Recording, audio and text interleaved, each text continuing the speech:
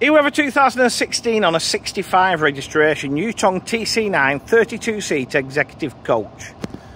So we are in Norfolk at Marriotts Chariots looking at this, probably quite an early version of the TC9.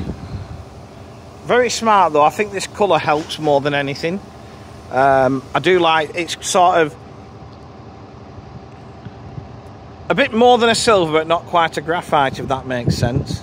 It's like a dark silver.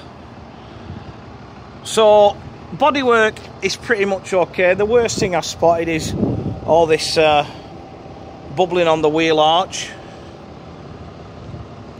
but no sort of dinks and bangs, in all honesty, although that bumper's not quite sitting right, so there's something going on there that maybe needs attending to.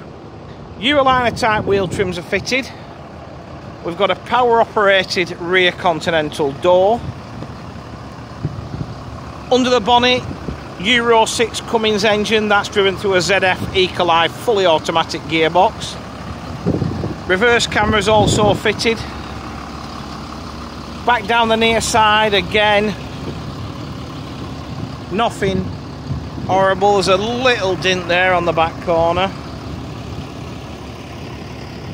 Parallel opening lockers with decent amount of luggage. The only downside with these types of vehicles is how low you've got to get down to load the luggage. But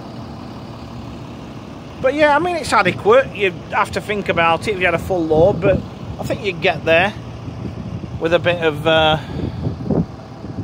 creativity. A couple of marks on the door, and then as we jump on board,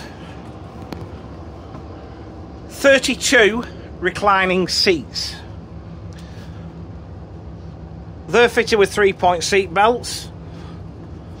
The blue option of Yutong's interiors at the time, it was literally blue or red.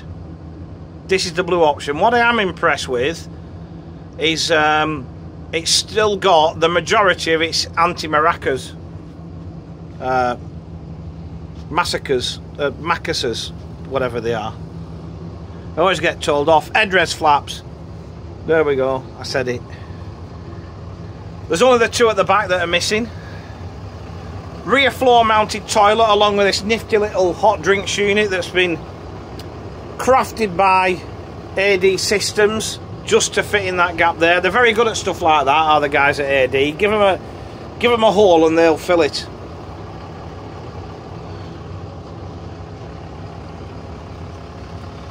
USB connectors at every seat. There's also about every third seat on each row 240 volt socket. We're fully air conditioned and it's working lovely, with a carpet to the centre aisle. Seats also have sideways movement, by the way, although the ones I've tried you have to fight with them to do it, so it's obviously not been used that much in the last 9 years. Which is a good thing, because the trouble with side shift is people find out about it, they use it, then they leave the seats out when they get off and nobody can get down the middle. We're wired for DVD with one power operated monitor. Dash, fairly standard Yutong dash, quite well laid out with everything pretty much at the driver's fingertips. Mileage, it's done slightly over 500,000 kilometres, so it's not been worked to death, has it? You've also got your standard Yutong ironing board, which can also be used if you've got a second driver or a tour guide. Fridge in the dashboard. The other thing to point out is, whilst there are some signs of wear here, the driver's seat hasn't worn through. It's a common thing on these early Yutongs with these leather driving seats. They do tend to wear through on like the bum cheek bit at the side there and the kidney bits and so on. So, but this one at the moment isn't so bad. It's getting there, but it's not quite ready to be sorted out. So, popular thing these, there's also had a little bit of a dink just under the registration plate, but popular thing these, and the backup from Pelican is absolutely second to none. I'm also kind of noticing that front quarter there is not sitting right, so a few little bits of body issues that need addressing, but again, nothing horrible.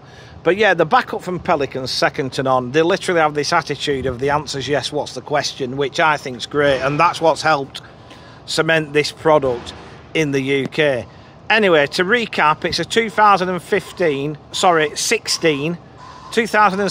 on a 65 registration Yutong TC9 32-seat executive coach.